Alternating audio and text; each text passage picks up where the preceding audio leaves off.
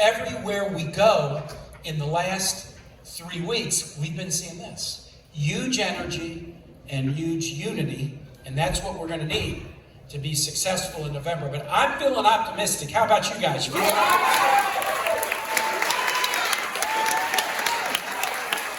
Energy is surging, and we're seeing it everywhere.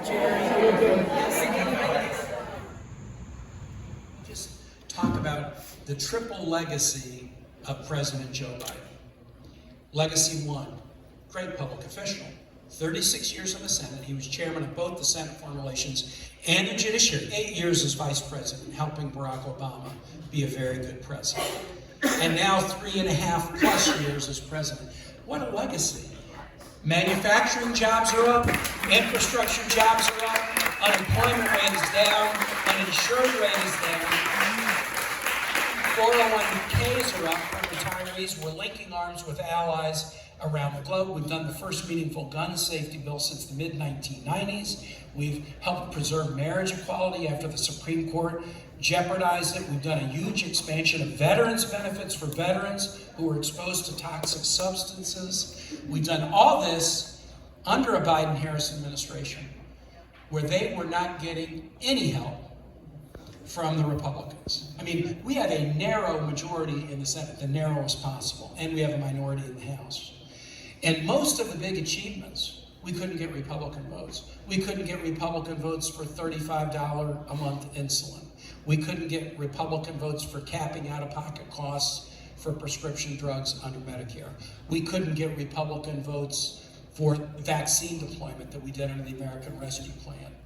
We got some Republican votes for infrastructure, but none from Virginia. There were a few New York Republicans and New Jersey Republicans and California Republicans who voted that we should do infrastructure again, but not a single Virginia Republican voted for us to do infrastructure. They're showing up at the ribbon cutting.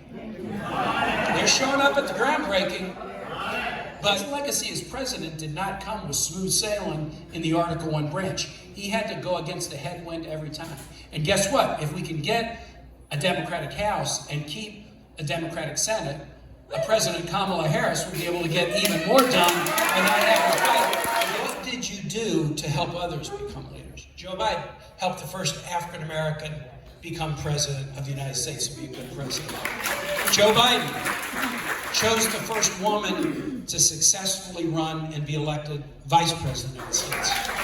Joe Biden nominated the first African American woman to be on the United States Supreme Court from time John Jackson. And now Joe Biden, in the courageous decision he made to pass the torch of leadership, has paved the way for what could be, for who could be the first woman to be president of this country, African American, thank God. Now that is a legacy. Step back from himself and say, look, the nation and the world needs something different. The nation and the world needs me to put the torch in a younger person's hand, to do your best, and there's also a time to raise others up, and there's a time to pass the torch.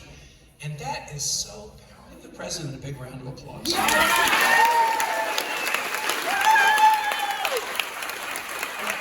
Kamala and Tim. Now I call him Kamala and Tim because I know him as Kamala and Tim. Senator Harris, Vice President Harris, our presidential nominee and soon-to-be President Harris, God willing, and I believe it's destined to happen. I have to admit to bias because a guy named Tim, who was a governor who was born in the Midwest, I mean, what's not to like? Picking somebody, got to have a great record. You know, high school teacher. Give it up for teachers. Won't it be great to have a high school teacher as a vice president? With a teacher for a wife, too, a two public education family, a coach, National Guard member, House member, 5-term House member from rural Minnesota, understands rural issues really well, and now governor in a second term. Those qualities are important, but that vibe is the thing that really tips it at the end. And if you see them on the trail together, you can't make that up. That is a sincere bond between two people who will be a great leadership team for a nation that needs some joy and optimism and fun. Seeing they're having a good time, and that really makes Trump furious because he wants the American carnage thing, but that's not who Americans are. We're more upbeat people. And we made that happen in 08. And then again in 2012, 2016, 2020. We have the ability, one of the reddest states in the country 20 years ago, to now go 5 presidential elections in a row, putting 13 electoral votes behind a Democratic ticket. That would have seemed impossible. That's what you've done. That's what you've done, and you can do it again. And we will do it again. We will do it. Focus on what we can do to be better. But even in tough times, we're not tear-downers.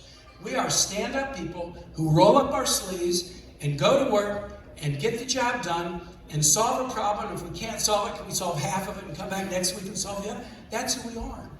And so I am completely confident in the result this November, with early voting starting on September 20, that things are going to go fine if we just stand up. We got to stand up for reproductive freedom.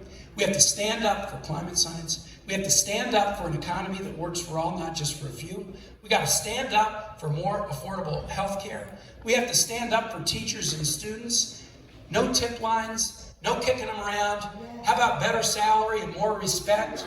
We have to stand up for allies. We have to stand up for democracy itself as we're getting ready to celebrate 250 years as a nation. From looking at you, I feel very, very good. Things are going to come out just fine if we just stand up. Ready to stand up together?